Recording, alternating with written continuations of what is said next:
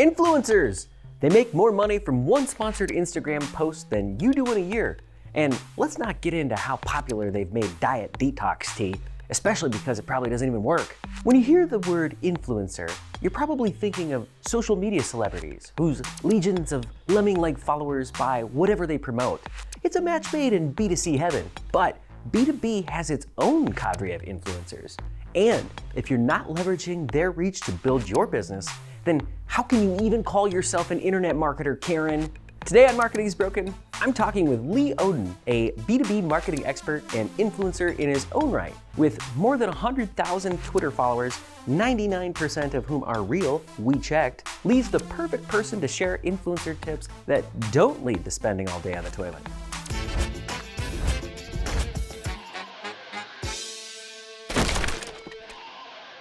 Chances are, you already follow a B2B influencer, or 10. You just think of them differently, as business owners or leaders with good ideas whose opinions you respect. Maybe you've seen B2B influencers speak at an industry conference, or you follow them for inspirational thoughts or strategic wisdom. If being a B2B influencer sounds like a fake job, just wait till you hear about your neighbor's essential oil business. I'm sure peppermint oil is great, Karen, but I think I'll still get a flu shot just in case. Creating a relationship with an influencer who's relevant to your space can be a boon to your marketing results and your street cred.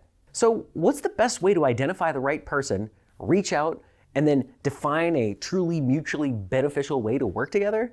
How do you go from take a selfie with my SaaS to share my product with the class? CEO of Top Rank Marketing, Lee Oden, has useful insight on this topic. As a sought-after keynote speaker and a bona fide B2B marketing thought leader, his opinions have real pull. Just look at those LinkedIn post stats. What are some of the biggest differences between B2C and B2B influencers that you've seen? You know, it's a really interesting thing about influencer marketing because it's most often associated with B2C. You've got all these celebrities or self-proclaimed influencers on Instagram and Snapchat and YouTube creating content and pitching products and that sort of thing. And so it's often associated broadly with these consumer behaviors.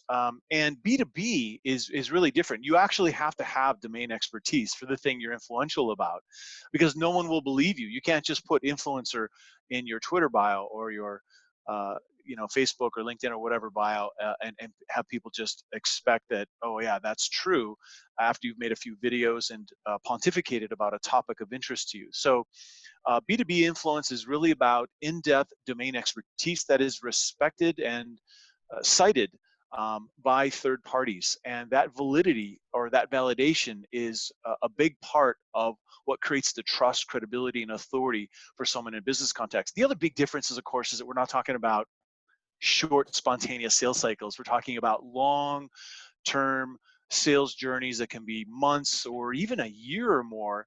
And there's often a buying committee involved in making a B2B purchase as opposed to an individual making a purchase. So the role of a B2B influencer is quite a bit different. They tend to be more on the practitioner side. Sure. So great insights there. So a different kind of influencer. How do you find them? And what are some ground rules for dealing with B2B influencers that you wouldn't necessarily consider when dealing with B2C consumer or influencers? Sure. With B2B, finding B2B influencers is about following some of the same rules you would find any influencer. In fact, how do we know they're influential? They need to be leaving evidence. And the social web is the low-hanging fruit to find evidence of someone's credibility and authority on a particular topic. So it starts with the brand deciding what is it that they want to be influential about, what topics do their customers actually care about, and then find people who have influence around those ideas. That's who we will partner with, we will collaborate with, we will create relationships with to inspire advocacy or the other marketing objectives that we're looking for. So finding them is first going to start with the topic, and then you can do interviews with frontline folks, with marketing folks, with PR folks, executives at your company. But the other thing that you're really going to want to do is use software. There's so much data out there, and there's just really no way to, at scale, identify, qualify, and engage with influencers unless you're using software.